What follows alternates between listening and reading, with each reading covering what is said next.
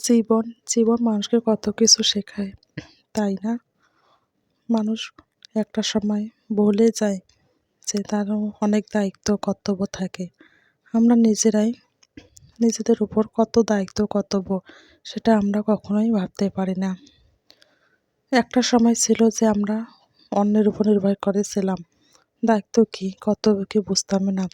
কিন্তু একটা সময়ের পর আমাদের ঘাড়েও অনেক দায়িত্ব কর্তব্য আসে।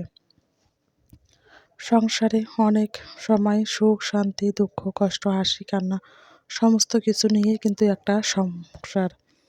সংসারে দেখা গেল শান্তি সুখ আছে, কিন্তু সেটা চিরস্থায়ী নয়। দেখা গেল যে আপনার সব দিক দিয়ে অনেক টাকা পয়সা ধন সম্পদ অনেক কিছু আছে, কিন্তু আপনার সবচেয়ে প্রিয় মানুষটাই ভালো না, তাহলে এসব কিছু দিয়ে আপনার কোনো কাজেই আসবে না। আবার দেখা গেল যে আপনার সমস্ত কিছু ভালো, কিন্তু জীবন চাহিদা পূরণের জন্য যেটা প্রয়োজন সেটাই নেই আপনার কাছে। জীবনটা বুঝি এরকমই, তাই না? হ্যালো এভরিওয়ানস, আসসালামু আলাইকুম। হুমায়ুন স্মৃতি ব্লগে আপনাকে স্বাগতম। আপনারা যারা যারা আমার এই ভিডিওটি দেখতেছেন, প্লিজ একটা লাইক কমেন্ট করবেন। আর যারা অলরেডি এই কাজটি করে ফেলেছেন তাদেরকে জানাই অসংখ্য ধন্যবাদ। আপনারা আমার ভিডিওটা দেখবেন, যদি ভালো লাগে তাহলে লাইক করবেন, আর যদি ভালো না লাগে তাহলে দেখে যাবেন। দেখতে দেখতে দেখবেন একদিন নিশ্চয়ই আপনাদের ভালো লাগবে ইনশাল্লাহ। অভাব অভাব এমনই একটা জিনিস যেটা মানুষের জীবনে অনেক কিছু নিয়ে আসে, তাই না? একটা সাজানো সংসার, ফুলের মতো দুটা ফুটফুটে বাচ্চা ছিল, এক নিমিষে সংসারটা ভেঙে যাওয়ার পর্যায়ে চলে এসেছে। কেন জানেন? এইটা একটা বাস্তব ঘটনা। সুন্দর 18-19 বছরের একটা সংসার, অনেক কষ্ট করে যখন বিয়ে হয়েছিল কোনো কিছুই ছিল না, শ্বশুর শাশুড়ি একটা রুমও দেয়নি, আলাদা করে দিয়েছে যে তোরা নিজেরাই এখন নিজেদের মতো থাক।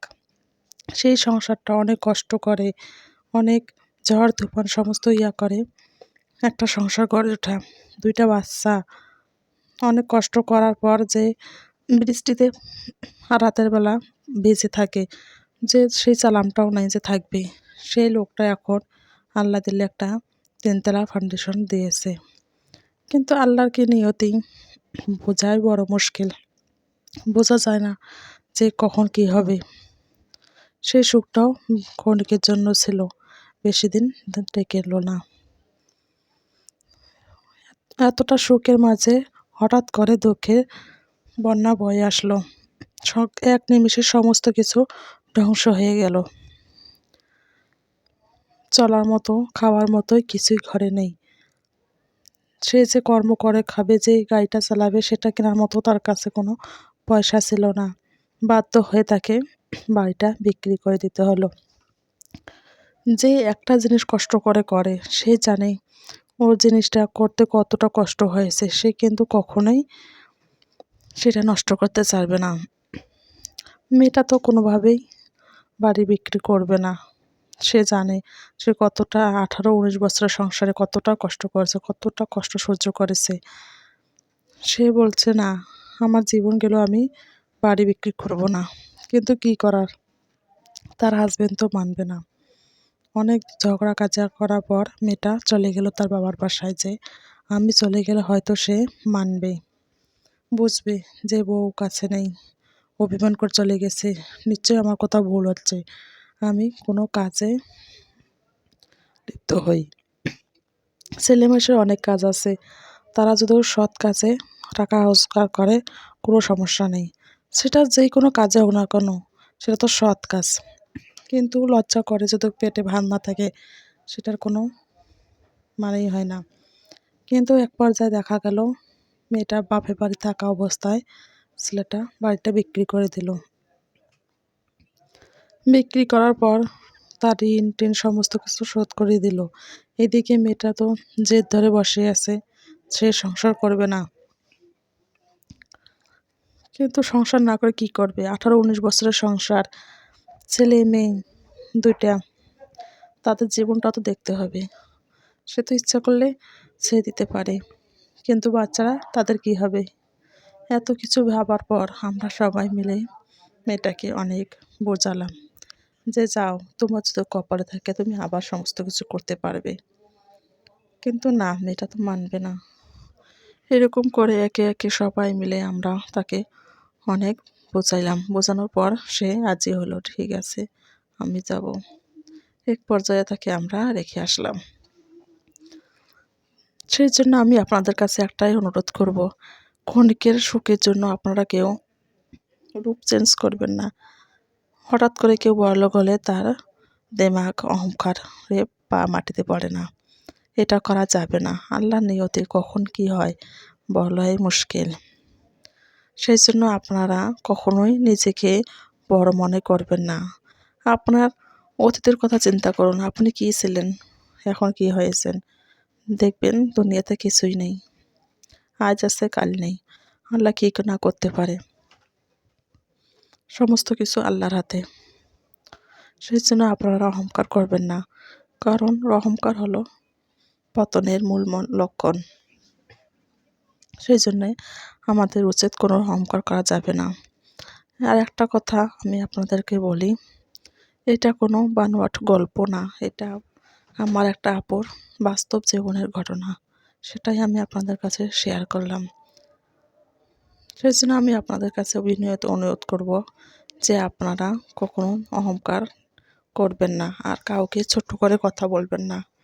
আর একদিন দেখবেন আজকে যাকে আপনারা ছোট করে দেখছেন তারাই একদিন বড় হয়ে আসছে, আর আপনারাই ছোট হবেন। নিয়তি কখন কি হয় বলা যায় না।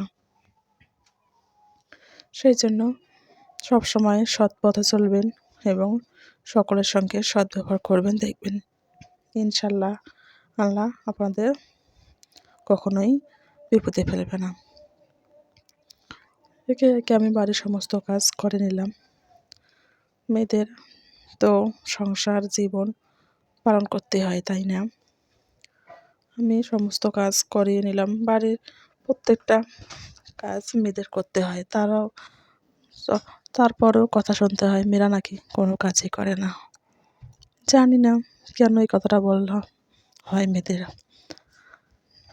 যাই হোক, আমি এখন আমার সমস্ত বাড়ি পরিষ্কার করার পর মোটরসাইকেলের কিছু খেলনাও ফেলে দিচ্ছিলাম, কিন্তু না, সে তো ফেলতে দিবে না। সে ছুটে এসে নিয়ে গেল। ওর এত পরিমাণে খেলনা যে সব সময় সব জায়গায় ছুঁড়ে ছিটে থাকে। সেই একটা ছোট খেলনা হলেও ফেলতে দেয় না।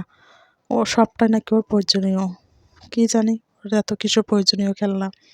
বাচ্চারা যদি এরকমই, তাই না? এত খেলনা, তারপর তাদের মন ভরে না, ওদের চাই সব রকমের খেলনা, ওদের চাই। আপনারা আমার ছেলের জন্য দোয়া করবেন, আর আমার ভিডিওটা যারা দেখতেছেন একটা লাইক কমেন্ট করবেন। যদি ভালো লেগে থাকে তাহলে প্লিজ সাবস্ক্রাইব করে রাখবেন। আমি যখনই কোনো ভিডিও ছাড়বো তখনই আপনাদের কাছে পৌঁছে যাবে। আর আমাদের পরিবারের জন্য দোয়া করবেন, আমরা যেন সুস্থ থাকি, ভালো থাকি। কথা বলতে বলতে আমার বাড়ির টুকিটাকি সমস্ত কাজ শেষ হয়ে গেল। এই বলে আপনাদের কাছে বিদায় নিলাম। খোদা হাফেজ।